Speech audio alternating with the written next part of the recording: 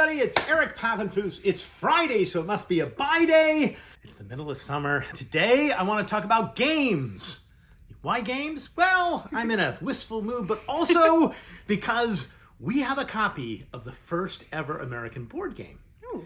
And before we get to that, we also have a book which has designs for the first ever electronic card game.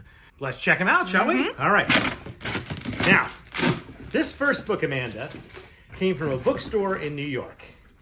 It's entirely in German, and it's very hard to understand. Great. It was written by a gentleman by the name of Jörg Heinrich Sieferheld. All right, let's look at this up close. And if you were looking at it at first, the first thing you notice is it's in multiple parts. There's part 1 from 1791, a part 2 from 1795, and a part 3 from 1795. And each of the parts has a series of illustrations in them, fold out, that are just very, very curious. We'll start with this illustration here, and it makes you wonder, well, what is going on? Yeah. Now, the old German lettering translates to basically electric games for young electricians. Okay, and this is really pretty neat because this is the 1790s. Electricity is still pretty new. There aren't really any practical applications of electricity. But this guy, Sieferheld, he decided that he would come up with some really practical applications. And he is the first person to invent an electric clock, which is really neat. You can imagine there were some issues with his electric clock. Can you guess what the problem was with the electric clock? I'm guessing it probably wasn't very accurate. Well, it was actually accurate, but it didn't last very long because, it had to be hooked up to an electric source, or you had to use what this is, which is called a Leyden jar. Are you familiar with a Leyden jar? I've heard of it. It's a device used for storing electrical charges. So it's like the first capacitor, or basically an early battery. And the charge would be held usually in water or alcohol inside a glass bottle. There'd be a cork stopper, and if you had this in your hand and you were to touch the top of the stopper, you would get an electric shock. But it could also be used if you hook that up to an electric clock. Well, should we see his electric clock? Sure. To power the electric clock. And he actually has a bunch of different designs for the electric clock, which I think all of which are very, very interesting. Take that tag off here for us. And there's an example of the electric clock, which you could hook up to your Leyden jar. Now, the Leyden jar could last for about 6 hours, so that was another problem with your clock. So you could have an electric clock working for 6 hours, then you'd have to change the Leyden jar. It just wasn't going to work very well as an alarm clock. But it still showed, I think, especially to young electricians, that you could have practical applications for electricity. But what I like are the sort of impractical applications in this book, because look, Amanda, at this one. He came up with an electric cannon. Okay. Yes, that's right, an electric cannon designed for young people. Yeah, well, all right. But for the purposes of our discussion here, we're going to do games. He also had a fortune-telling machine, all sorts of good stuff. So let's see, here we are. This is the first ever electronic card game. And I'm going to try and explain how it works using his diagram. So you would take your cards, you take your deck of cards. Now, this is 1795, so this is really pretty cool. And you'd lay them out. So you have your hearts here, right? You have basically 7, 8, 9, 10, Jack, Queen, King, Ace. Okay? You put them on the wheel.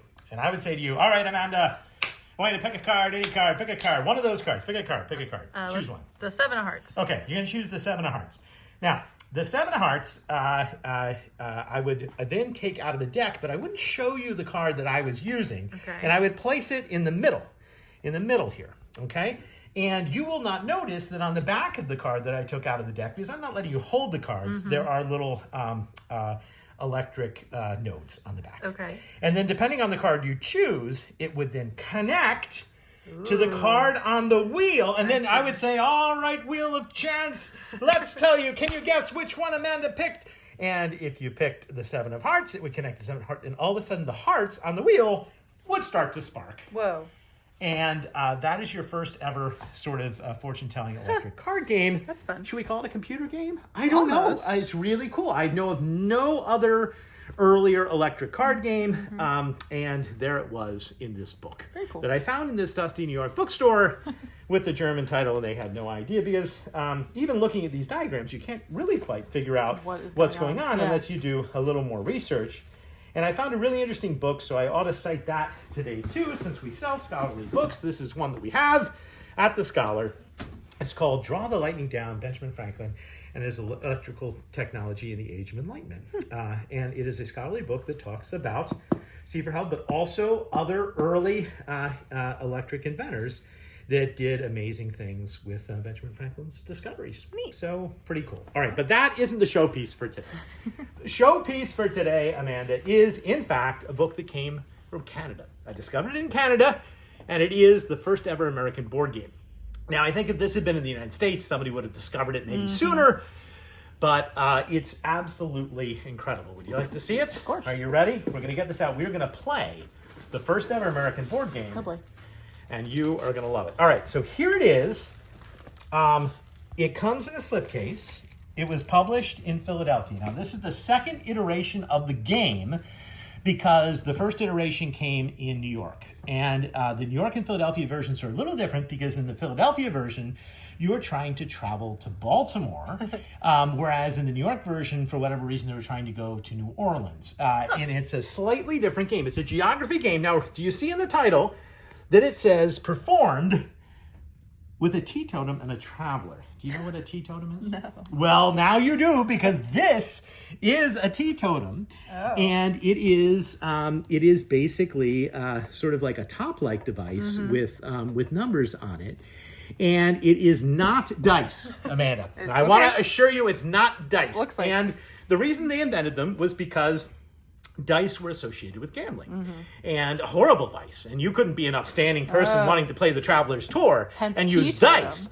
But you could use a teetotum, and that's what they suggested. And this is made out of bone. Zoom in on this. It's really, really cool. This is absolutely early 19th century. It's original. It's really cool, and it goes 1 to 8. So we're not used to seeing 8 on the dice. But that's how the game is played, with a teetotum 1 to 8. Now, 2 parts to the game. Check this out, Amanda.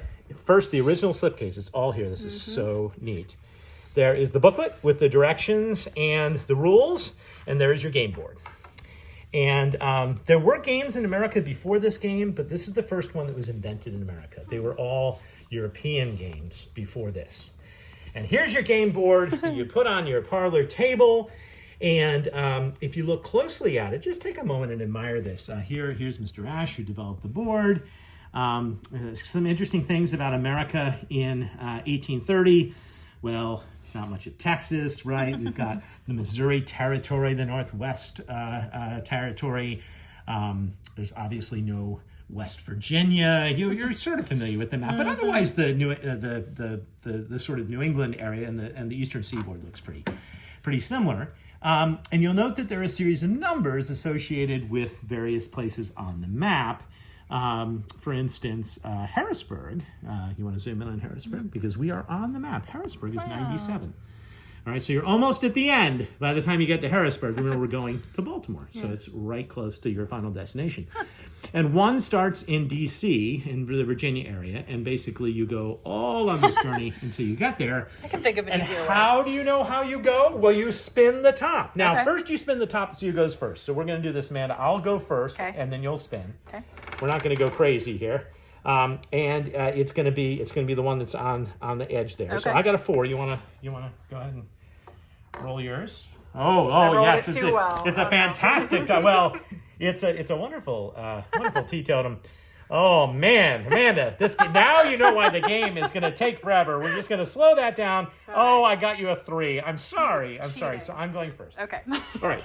If you got a 3 or a 4, you'd end up down here in Virginia. And there's several ways to play the game according to the directions. The first way to play the game is you just have to name the town. It's so small that you wouldn't necessarily know. We point to it and I say, okay, what town is that? Oh. And if you know what it is, well, then you could say it. But the second way to play is to name the town, the population, and an interesting fact about the town. Gosh. And all that information is composed in this book, or comprised in this book. So, for instance, Norfolk, which is number 5, It's a trading town in Elizabeth River, population 9,816. Wow. Okay? And you basically go through, and depending on the version of the game you're playing, it's the first person to get to Baltimore. All right. So let's speed up. Let's move our token to Harrisburg, because I think that's very appropriate, don't you? Yep. And Amanda, I would like you to give me 3 facts about Harrisburg, which you think would be in the 1830 game book. And they're pretty basic, but just give me 3 basic things that any traveler to Harrisburg might know.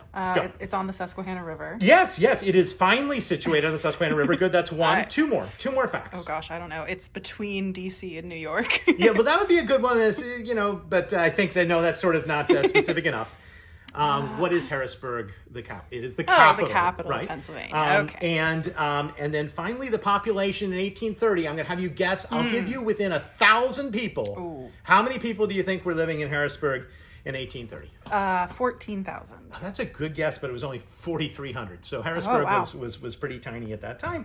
But you could see how it would be an elevating and enlightening game. You'd learn a lot, and you'd have fun playing it. And then when you got to Baltimore, let's just go to the end here. You got to Baltimore. It is the chief city of Maryland. It's situated there, 80,000 people. And look at this. This is the 3rd city in size in the United States, and the rapidity in which it rose, this very high point of population and wealth, is unparalleled in the history of the world. Fascinating. So this is a really pro-Baltimore Yeah. game, even though it was published in Philadelphia. Right. It's incredibly rare, and this was the first board game. There are very few copies of it in the world, and no copies of the Philadelphia edition that I can find. And it really is considered the first game, if you Google it, A Traveler's Tour. Now, in the back it says, should the publisher of this title find sufficient encouragement, he intends on doing in a like manner all the states separately, traveling through the counties and most important towns in each. Unfortunately, he did not receive that encouragement, Right. and it didn't happen. One last little note. It was owned by Henry Ware.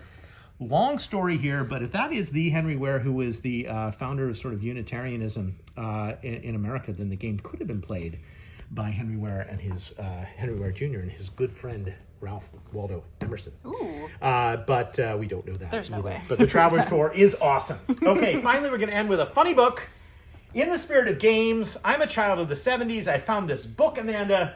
It's called Trash Can Toys and Games. And yes, we only paid $1 for it. And yes, it is made with recycled cardboard. Well, that's good. Pulled out of the trash can. And what it taught me is that my parents might have had this book in the 70s, because I have played all these games. Did you ever do telephone with cans that you pulled out? Well, I did it with our next door neighbor, running it across the thing. It was a very, very enlightening game. Have you ever done egg crate caterpillars? Oh, yes, of course, I know. So maybe you're a child of the 70s too. But if you want some cheap games, send your kids to the trash.